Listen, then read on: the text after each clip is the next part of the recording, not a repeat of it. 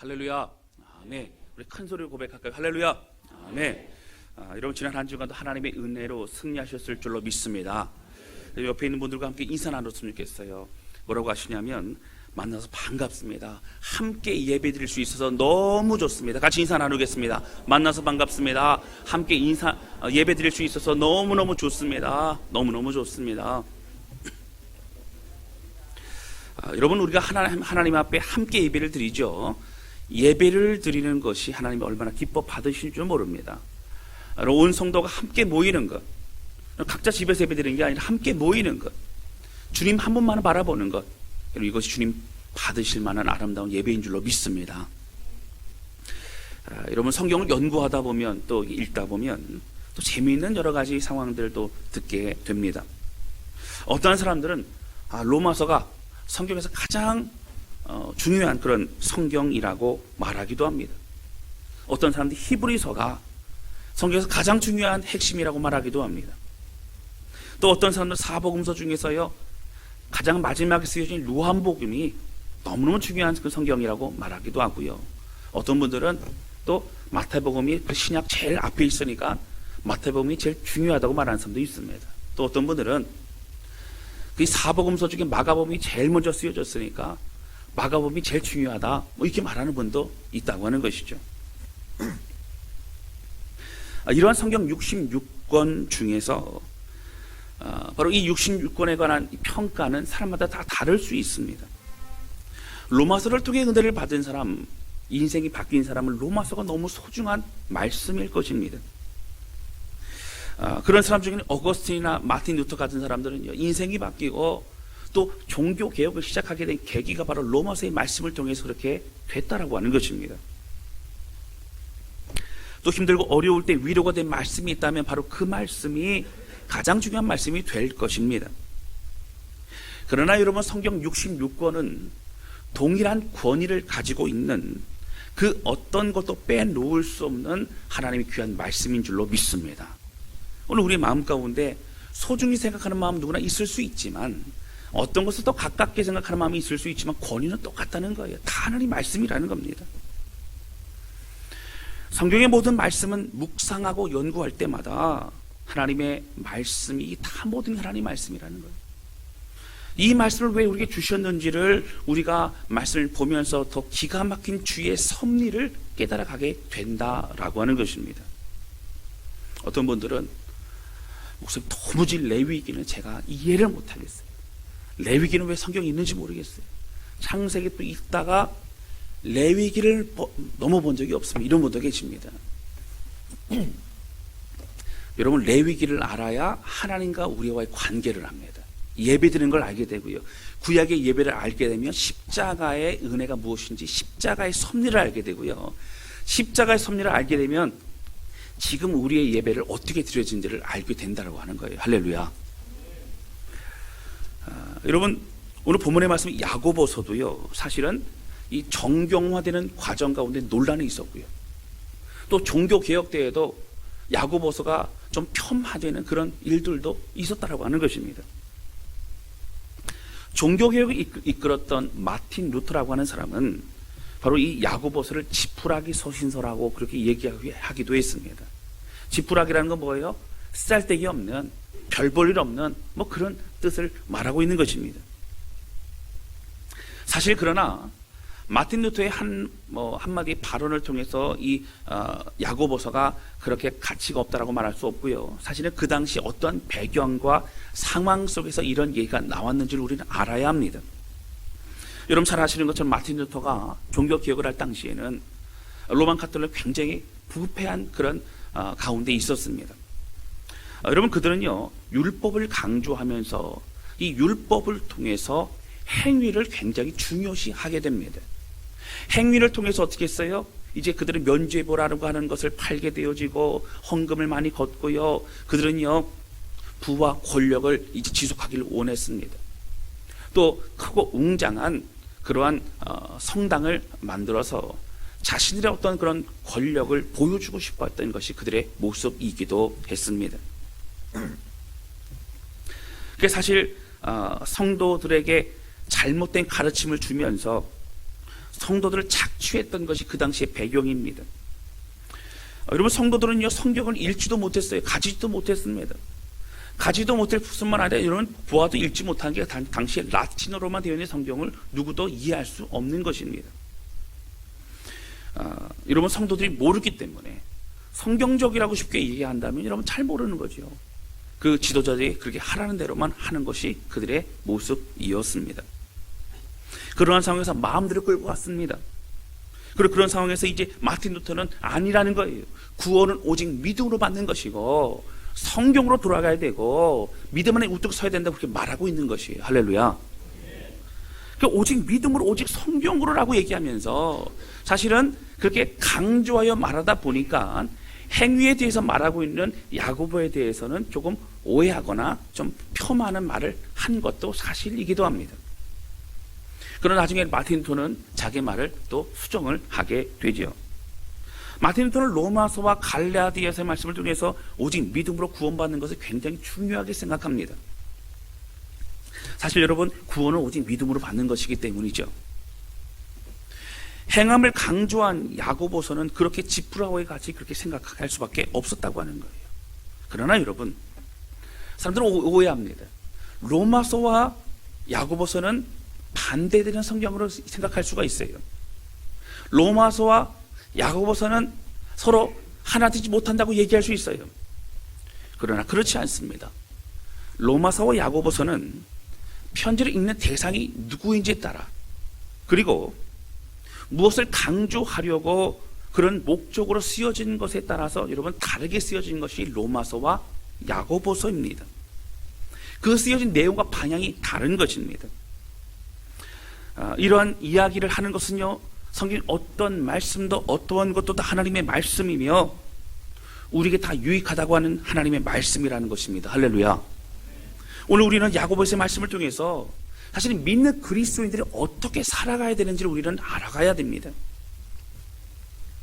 오늘 이 말씀을 통해서 우리 삶을 되돌아보고요, 참된 그리스도인으로 우뚝 서시는 저와 여러분 되시기를 주님의 이름으로 축원합니다.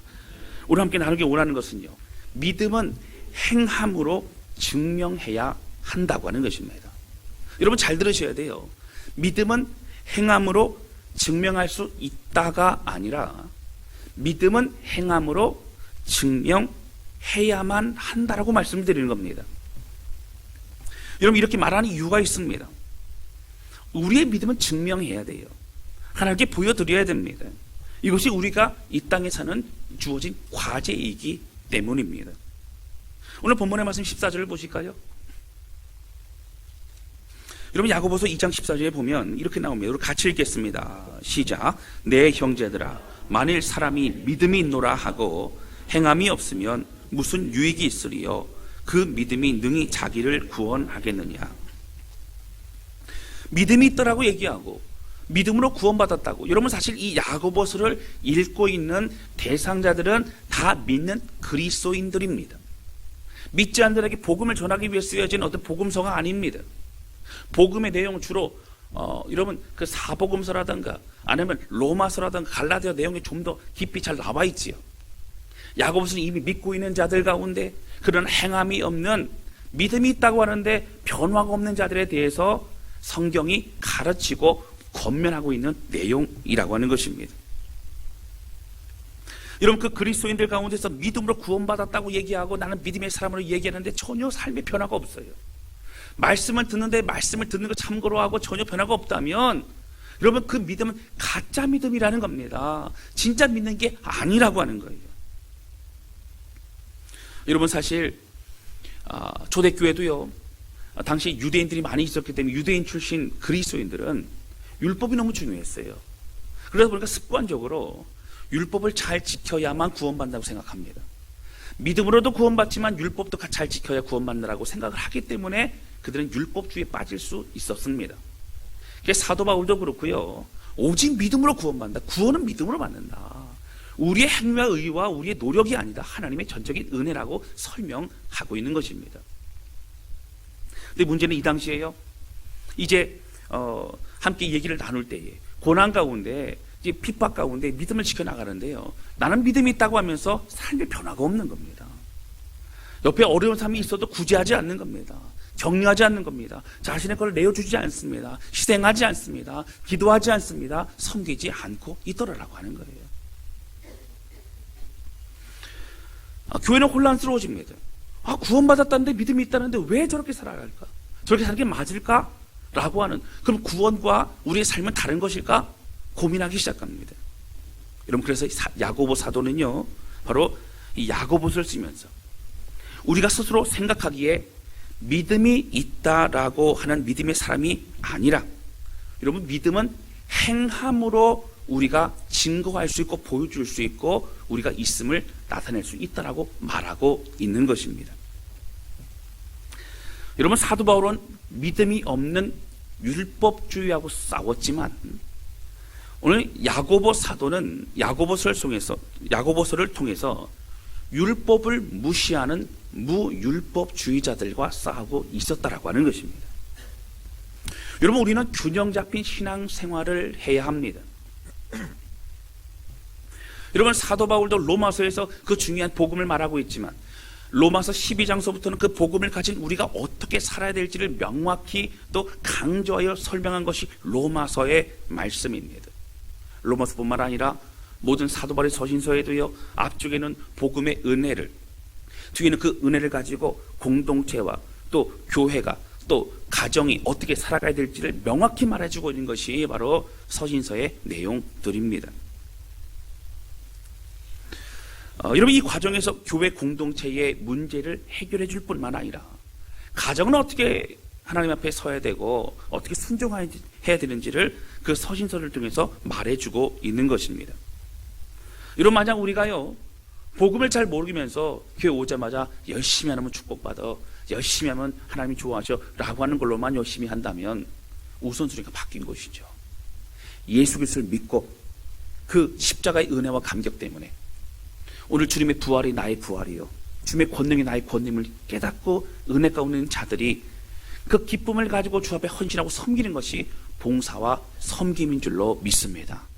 여러분, 이것이 순서가 바뀌면 안 된다라고 하는 거예요. 그 은혜를 받은 자들이 하나님 내게 주는 게 너무 많아서 감사해서 섬긴다면 섬길 때 교만해질 수 없습니다. 섬길 때 높아질 수 없다라고 하는 거예요. 왜요? 이미 받은 것이 너무나 많은 사람이라는 것을 깨닫기 때문이라고 하는 것입니다. 여러분, 복음을 알고 복음의 은혜를 누리는 우리 모두는 우리의 삶에서 그 믿음으로 인한 열매를 우리는 맺어 가야 합니다.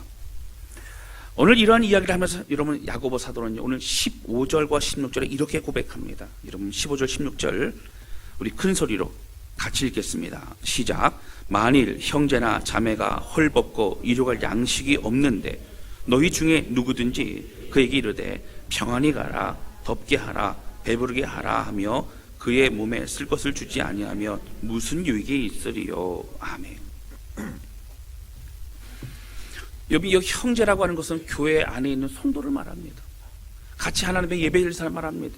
너무 힘들고 어려운데 이제 굶주려서 이제 끼니를 거르고 있는데 잘 되길 바란다고, 건강하길 바란다고, 그리고 풍족하길 바란다고 얘기하면 여러분, 그것이 소용없다는 거예요. 마음만 있는 게 아니라 함께 섬기고 실제로 돕지 않는다면 그게 무슨 믿음인지 아는 거예요. 믿음은 행함입니다. 믿음은 순종입니다.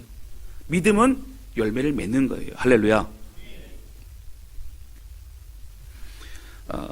여러분, 오늘 17절에도요 정말 중요한 얘기가 나오죠. 17절 같이 읽겠습니다. 시작. 이와 같이 행함이 없는 믿음은 그 자체가 죽은 것이라. 이런 믿음이 죽었다는 얘기는 믿음이 없다라는 얘기예요. 믿음이 아니라는 얘기예요. 여러분, 사실 우리가 행함이 없고 말로만 하면 누구든지 다 할 수 있어요. 예수님 믿는다는 거예요. 오늘 성경은 노골적으로 뭐라고 얘기합니까? 본문의 말씀을 보시면 이렇게 나옵니다. 여러분, 19절 보세요. 내가 하나님은 한 분이신 줄 믿느냐? 잘하는도다. 귀신들도 믿고 떠느니라. 그럼 귀신들도 어떻게 했어요? 하나님을 두려워합니다. 하나님이 하나님이신 줄 압니다. 그러나 하나님을 하나님으로 믿지는 않는다라고 하는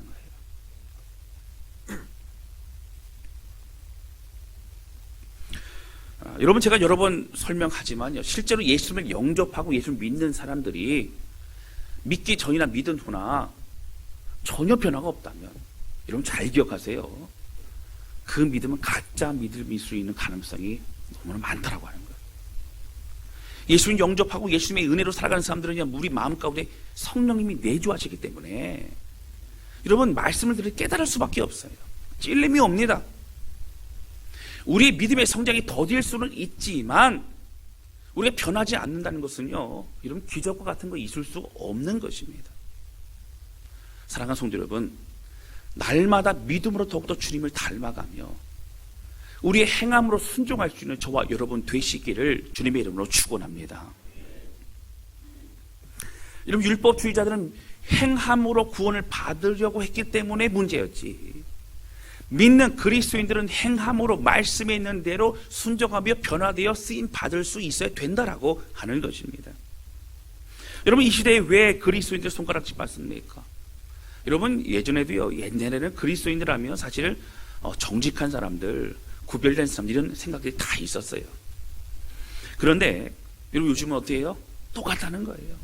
구별되지 않는다는 거예요. 어떻게 보면 겉으로는 거룩한 척 하지만 뒤에서는 더 악하다는 겁니다. 이중적이라는 겁니다. 그리고 그렇게 가식적이라는 겁니다. 여러분 우리가 사실은 우리 마음을 볼 때에도 변명할 여지가 없을 때가 많다라고 하는 것입니다. 저는 오늘 이 말씀에 이어서 여러분 사실 야고보서 전체적으로 뭐예요? 행함에 대해서 말합니다. 그러면 여러 이야기가 있는데 저는 두 가지로 좀 강조해서 좀 말씀을 드리고 싶어요. 이 두 가지는 저도 연약한 사람이고 저도 더욱 변화돼야 되고 여러분들도 우리 모두도 변화돼야 될 그 내용 중에 이 두 가지를 좀 특히 좀 기억했으면 좋겠다고 하는 것입니다. 여러분 첫 번째는 무엇이냐면 3장 1절 보세요. 3장 1절서부터 보시면 여러분 우리에게 말의 실수가 없어야 된다라고 강조합니다. 여러분 7절과 8절 보실까요? 3장 7절과 8절입니다. 우리 같이 읽겠습니다. 시작. 여러 종류의 짐승과 새와 벌레와 사람이 길들일 수 있고 길들여 왔거니와 혀는 능히 길들일 사람이 없나니 쉬지 아니하는 악이요 죽이는 독이 가득한 것이라. 아멘. 이런 동물들은요 길들이면 길들일 수가 있습니다. 이런 코끼리도요 사실 과정은 너무 잔인하지만 어쨌든 길들이기 때문에 타고 다닐 수도 있고, 예전에는요 코끼리를 통해서 뭐 건축을 한다던가 나무를 이제 베어서 끌어온다던가 이런 일들 많이 썼다라고 하는 거예요.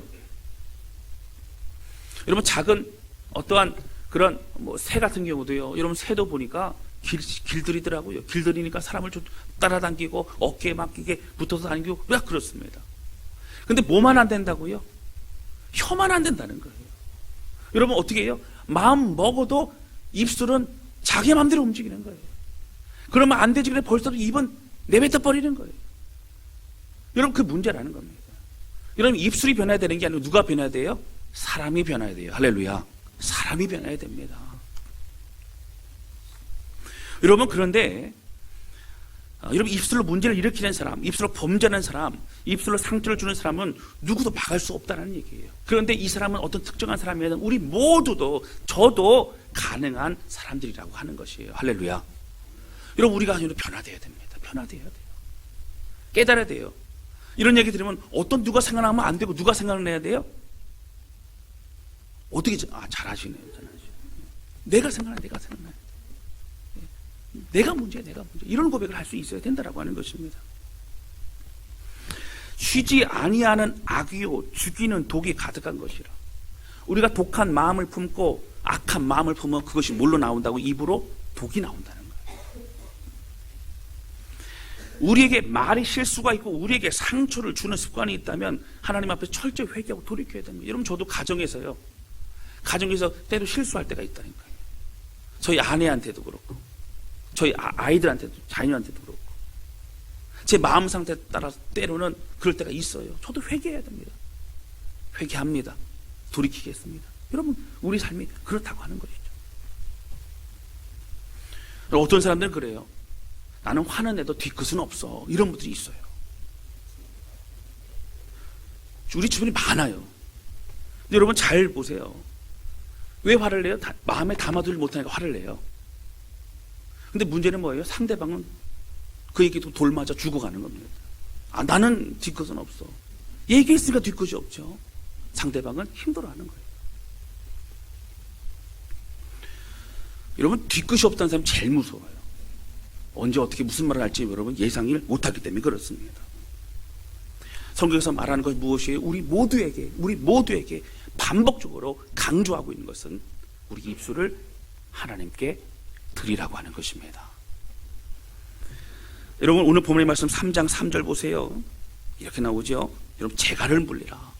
만약에 자신의 입을 절제할 수 없으면 주여 막아달라고, 주여 입술을 재갈을 물려달라고, 그게 기도까지 하라는 거예요. 여러분, 10절 말씀 보세요.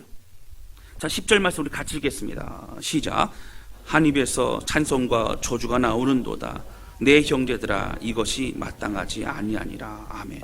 한 입에서 어떻게 찬송하고 주님 높여드리는데 또 저주하게 되고 그렇게 하는 여러분 입술이 나온다는 거예요. 그럼 11절 보세요. 샘이 한 구멍으로 어찌 단물과 쓴물을 내겠느냐. 여러분, 잘못됐다는 거죠. 여러분, 4장 11절에도 이렇게 나옵니다. 성도들을 비방하지 말라. 심판자는 오직 하나님이시니라.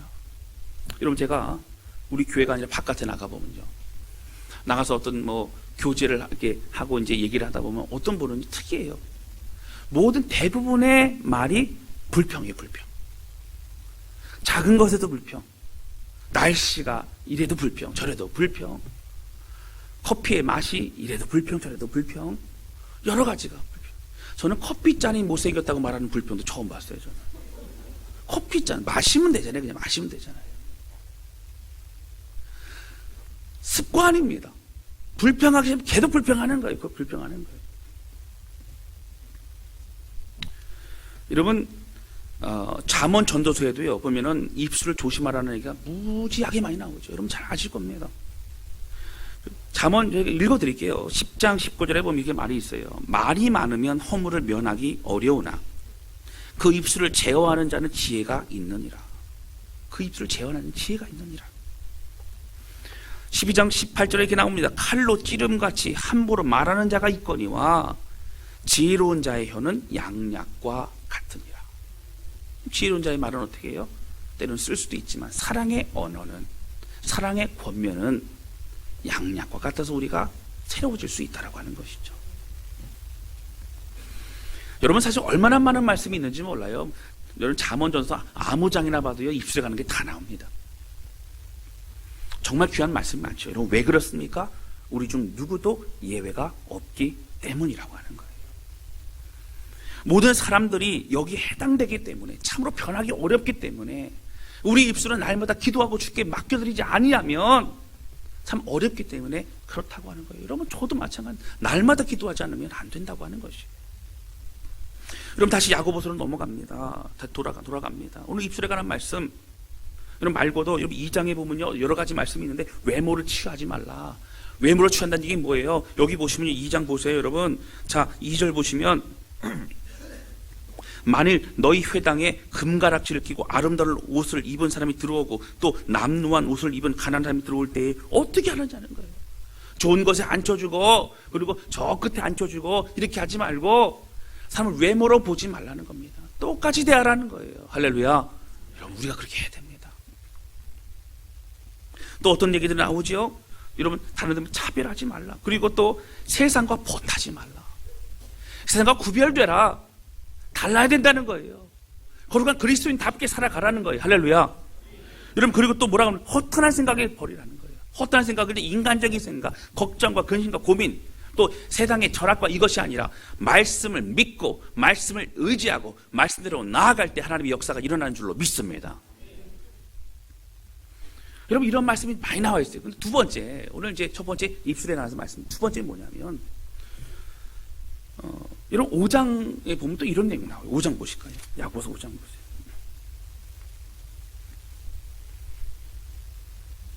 자, 5장 1절 같이 읽겠습니다. 시작. 들으라 부한 자들아, 너에게 임할 고생으로 말미암아 울고 통곡하라. 아멘. 여러분, 왜 부한 자들아 너희는 울고 통곡하라, 너희의 징계와 너희의 고생에 대해서 그렇게 두려워하라, 왜 말하고 있을까요? 자신의 물질을 가지고 어떻게 했어요? 나누지 않고 자신만을 위해 썼다는 거예요. 여러분, 사실 이 내용은 구약서부터 많은 곳에 나와 있어요. 왜 그럴까요? 이런 물질에 대해서 강하고 초연한 사람이 거의 없기 때문에 그렇습니다. 물질이 약해요. 어렵습니다. 여러분, 예수님도 말씀하셨지요. 복음서에서요. 부자가 천국에 들어가는 것이 낙타가 바늘귀에 들어가는 것보다 더 뭐라고요? 어렵다. 그럼 저도 지금은 노안이 와가지고 잘 안 보여요. 이게 멀리 해서 봐야 되는데, 제가 어릴 때요, 이 바늘에 실 끼는 것은 선수였어요. 그 저희 할머니가 어떻게 이렇게 하다가 주시면 제가 이게 순식간에 막 제가 잘했지 하면서 막 제가 이게 자랑도 막 그래서 얼마나 잘 보는지 몰라요. 지금은 안 보여요. 여러분, 그 바늘 구멍에 실을 넣기도 힘든데 어찌 낙타가 들어갈 수 있겠어요? 불가능한 얘기죠. 그런데 부자는 더 들어가기 어렵다. 더 지나가기 어렵다.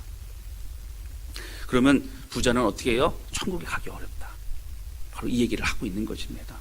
그럼 부자는 다 천국에 가기 어렵습니까? 여러분, 오늘 본문의 말씀 보시면 오늘 우리가 그렇습니다. 사실 이런 얘기를 듣게 되면 어떤 생각이 들어요? 이제 구제하라. 이제 부한 자들은 나누어져. 그러면은 사실 많은 사람들이요, 나는 부자 아니라는 거예요. 나는 부자 아니니까 나에게 해당되지 않는 말씀이라고 생각할 때가 많다라고 하는 겁니다. 여러분, 이제 교회가 아닌 세상 사람들에게 그렇게 설문조사를 했어요. 설문조사를 해가지고 보통 부자면 얼마 정도의 재산을 가진 사람이 부자일까를 설문조사를 했습니다. 여러분, 얼마 정도를 가진 사람이 부자라고 생각할까요? 교회 사람 말고요, 바깥에 있는 사람들에게 설문조사했습니다. 얼마요? 좀 크게 말씀해 주세요. 예. 뭐 억은 억이죠. 예, 억은 억인데 제가 일부 예배 때 보니까 10억 그러시더라고요. 10억. 예. 보니까 50억이더라고요. 50억은 가져야, 50억은 가져야 조금 부자다, 뭐 이렇게 생각을 한다라고 하는 거예요. 저는 우리 모두가 다 부자인 줄로 믿습니다. 할렐루야. 아멘. 사실 여러분, 우리가 부자인 이유는 뭐냐면 그 50억의 자산이 있기 때문이 아니라 하나님의 은혜가 넘치는 은혜의 부자요, 기쁨의 부자요, 감사의 부자인 줄로 믿습니다. 여러분, 우리가 은혜와 감격은, 우리가 만족은 그런 것이 아니에요. 하나님 때문에 우리가 그 어떤 것과도 비교할 수 있는 감격의 삶을 누리고 있는 줄로 믿습니다. 여러분, 제가 이 말씀 왜 드려요? 사실 구약 성경과 여러 가지 내용을 볼 때에 여러분, 대부분의 사람들은, 욥을 빼고 대부분의 사람들은 우리가 그 사람들보다 더 사실 부자예요. 여러분, 부자라는 개념 이렇게 생각하시면 돼요. 내가 굶지 않고 살고 있으면 다 부자예요. 여러분, 내가 그래도 이 땅에서 하나님의 은혜로 살고 있는 모든 사람들 다 부자예요. 할렐루야. 그래서 오늘 이 말씀 누구에게 해당돼요? 우리 모두에게 해당되는 거예요. 하나님, 내가 오늘 한 해 2019년도도 하나님의 은혜로 살아왔다면 저는 부자였어요. 하나님, 그 부자는 어떻게 해야 돼요? 나누어 줘야 돼요. 섬겨야 돼요. 받은 거, 주는 게 받은 거 내 것이 아니기 때문에 축복의 통로로 섬길 수 있어야 됩니다. 할렐루야. 그럼 그것이 우리가 나아가야 될 길이라는 거예요. 오늘 성경 무엇을 얘기합니까? 너희들은 부자라는 거예요. 부자들아, 두려워하라. 근심하라. 너에게 닥칠 그러한 고통을 두려워하라. 여러분, 오늘 이 말씀을 기억하면서 여러분, 내 것이 아니라 하나님이 내게 맡겨주신 것, 내 것이 아니라 하나님 내게 맡겨주시고 축복의 통로를 흘려보내라고 말씀하신 것들을 여러분, 섬김으로 흘려보내는 우리 모두가 되실 수 있기를 주님의 이름으로 축원합니다. 여러분, 어떤 분들은 그럴 수 있어요. 목사님, 먹고 살기도 힘들어요. 먹고 살기도 힘들어요. 그러나 여러분, 그래도 여러분, 적은 것이라도 나누기 시작하면 나눌 수 있다는 겁니다. 나눌 수 있는 거예요. 사실 우리가 정작 얼마나 많은 축복을 받은 사람인지를 생각해 본다면 우리는 불평할 수 없는 사람이라고 하는 것입니다. 여러분, 아무리 어려워도 당장 굶어야 될 사람이 많지 않아요. 그래서 우리는 어려운 사람들을 도와야 됩니다. 여러분, 구제와 섬김을 해야 되는 사람들은 어떤 정해진 사람들이 아니에요. 어떤 부자가 아니에요. 어떤 기업의 총수가 아니에요. 우리 모두가 해야 되는 것입니다. 여러분, 사실 이런 이야기를 하면 성도들은 좀 싫어해요. 불편해요. 여러분, 저도요, 바자회 하자 그러고 선교 박스 하자 그러고 구제 헌금 하자 그러고 뭐 선교주의에서 특별 헌금 하자 그러고 그런 얘기를요, 여러분, 하기가 좀 불편해요. 그냥 제가 하고 말지 뭐 그런 마음이 있을 때가 많아요. 그런데 왜 해야 됩니까? 교회 공동체의 방향은요, 선교하고 구제하고 나누고 섬기는 것이에요. 할렐루야. 이걸 잊어버리면 안 된다고 하는 겁니다. 여러분, 초대교회가 왜 고난가운데 흩어집니까? 여러분 잘 아시는 것처럼 사도행전 2장서부터 성령의 은혜를 받고 흩어져서 복음을 전한 그들은 이제 급속도로 민낯들이 생기게 되고 모여서 함께 모이게 힘쓰고 떡을 나누고 그리고 말씀을 가르치고 배우고 또 기도하기 힘쓴 사람들이 되어졌습니다. 그러니까 교회 안은 너무 좋은 거예요. 교회는 행복한 거예요. 근데 문제는 우리끼리만 행복했어요. 우리끼리만 좋았어요. 그래서 하나님은 그 너희가 가지고 있는 그 행복한 복음을 가지고 흩어서 복음을 전하라. 그래서 스데반 집사의 순교와 함께 대대적인 고난과 핍박이 생기면서 믿는 그리스도인들은 디아스포라, 전 세계로 흩어지게 되어지고요. 흩어지면 많은 곳에 그런 교회를 세우게 됩니다. 그 중에 한 곳이 어디예요? 바로 로마 교회라고 하는 것입니다. 여러분, 교회의 정체성은 뭐예요? 나누어 주는 거예요. 선교하는 겁니다. 영혼 살리는 겁니다. 사랑하는 성도 여러분, 저는요 한 해 동안도요 여러분 구제연금 하십시오, 또 성교연금 하십시오, 성교 박스도 하십시오, 여러분 그리고 뭐 어려운 사람 도우십시오, 이런 얘기 계속 할 거예요. 계속 할 수밖에 없어요. 들을 때마다 불편할 거예요. 그런데 우리가 해야 될 일이기 때문에 그렇습니다. 이거 잊어버리면 교회가 아니에요. 이거 잃어버리면 교회 정체성 잃어버리는 겁니다. 가정도 마찬가지예요. 오늘 내가 무엇을 먹을까, 무엇을 입을까 염려하지 말고 오직 주를 위해 살아가는 건 우리의 삶이라고 성경은 말하고 있다고 하는 겁니다. 힘들고 어려워도 작은 것일지라도 여러분 나누고 섬기고 내 것을 여러분 함께 할 때에 그 은혜, 그것으로 인한 그 기쁨과 은혜가 더욱더 충만해지실 수 있기를 주님의 이름으로 축원합니다. 한 가지 비밀 말씀드릴까요? 여러분, 나누시면요, 베푸시면요, 헌신하시면요, 여러분 선교하시면요, 영혼 살리시면요, 그 모든 것 주님께 더 갚으시는 줄로 믿습니다. 여러분, 왜 그럴까요? 내 것이 아니기 때문에. 축복의 통로니까요. 하나님 앞에 하나님 합당하게 쓰임 받으면요 더 부어주세요, 더 은혜 주세요, 더 건강 주세요, 더 함께 하신 줄로 믿습니다. 하나님 마음에 합당한 대로 살아가면 되는 거예요.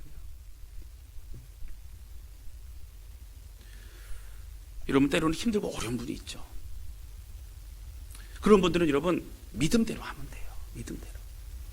우리가 강요하는 거 아닙니까? 여러분 오해하지 마세요. 오늘 얘기 듣고 아유 목사님 헌금 많이 하라고, 오늘 또 성교 박스 하는데 성교 박스 다 하라고 이렇게 강요하는 게 아니고, 성교 박스에 말씀드렸어요. 기금 좀 남아 있어요. 동참하시면 더 하시면 돼요. 그런데 우리 주변의 이웃들도 섬겨야 돼요. 우리 아파트에서 어려운 사람이 있으면 그냥 넘어가시면 안 돼요. 내가 왔다 갔다 하는 그의 눈에 있던 사람들이 이제 보이기 시작해야 돼요. 어려운 사람 보여야 돼요. 여러분, 알고도 속고 모르고도 속고, 때로는 교회 와갖고요 이게 뭐 음식도 달라 그러고 뭐 이렇게 온 사람들도 있어요. 그럼 알고도 속고 모르고도 속고 또 함께 음식도 주고 어쩔 때는 또 돈도 주고 하면서 기도도 해주고 격려도 해주고. 왜 그래요? 예수님이 그렇게 하셨고 우리도 그렇게 하기를 원하시기 때문이라고 하는 것입니다. 여러분, 우리가 고생하며 벌었던 이 모든 것들은 내 것이 아니라 하나님 우리 맡겨주신 것인 줄로 믿습니다. 이거 잊어버리면 안 돼요. 여러분, 저는 죄송한 얘기인데 우리가 더 섬겨야 된다고 생각해요. 더 선교해야 된다고 생각해요. 더 구제해야 된다고 생각해요. 여러분, 우리 가정마다 개인마다 더 여러분 은혜의 손길을 펼쳐 나가실 수 있기를 주님의 이름으로 축원합니다. 여러분, 개인적 봉사도 많이 하시고, 어떤 가정 보니까요 가족이 같이 봉사를, 가족이 같이 장애인단체가 갖고 씻기고 그리고 밥 먹여주고 하는 것도 도와주는 그런 가정들도 있어요. 이것이 우리가 너무 필요한 우리 행동이라고 하는 거예요. 여러분, 제발 부탁드리기로는요, 우리 소아이동 복지회관 우리 급식하는 봉사할 때요 너무 많이 와가지고 제발 좀 다음에 오라고 선착순으로 끊는 그런 은혜가 넘치시기를 주님 이름으로 축원합니다. 제발 가자고 하지 마시고 제발 좀 하게 해주세요. 뭐 이런 역사가 좀 일어나지 되지 않겠습니까?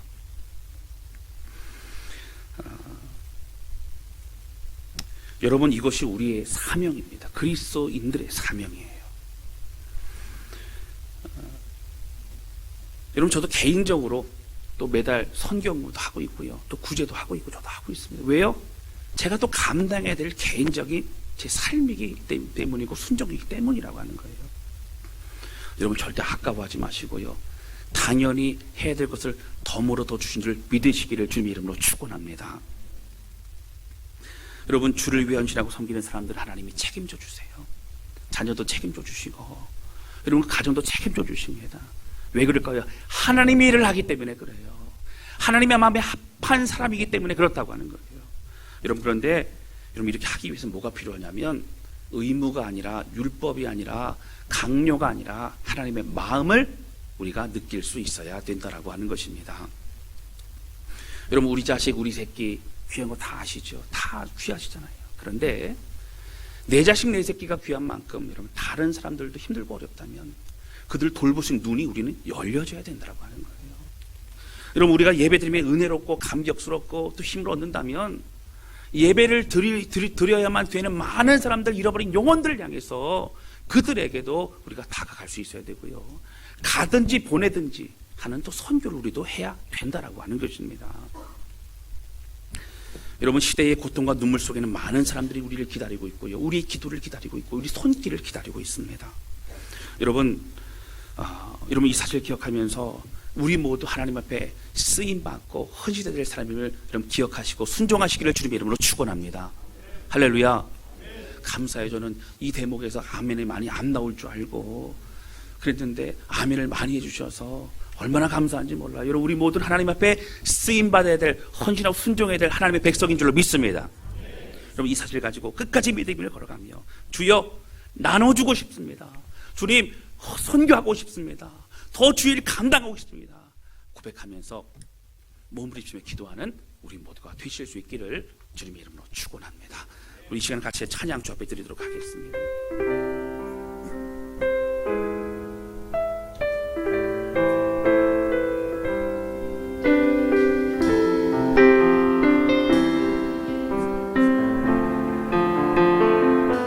여러분, 이 찬양은요, 우리도 많이 불렀던 찬양입니다. 여러분, 선교나 구제는 그냥 하는 게 아니고요, 제일 먼저는 은혜 받아야 돼요. 내가 하나님의 은혜를 알아야 돼요. 두 번째, 은혜 아는 사람들은 뭘 알게 돼요? 바로 하나님의 마음을 알게 됩니다. 하나님의 마음, 하나님의 눈물이 있는 곳, 하나님의 마음이 가는 곳에 나도 가겠습니다. 그런 고백을 하게 된다는 거예요. 그러면 순종할 수 있어요. 그러면 헌신할 수 있어요. 그러면 우리도 우리의 삶도 드릴 수 있어요. 할렐루야. 이 마음 가지고 우리의 고백, 우리의 눈물 드리는 이 시간 되기를 원합니다. 찬양하도록 하겠습니다.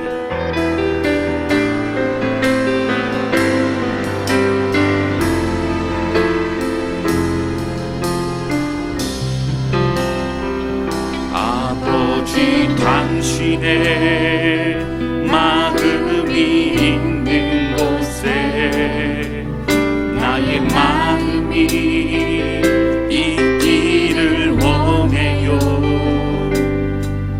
아버지,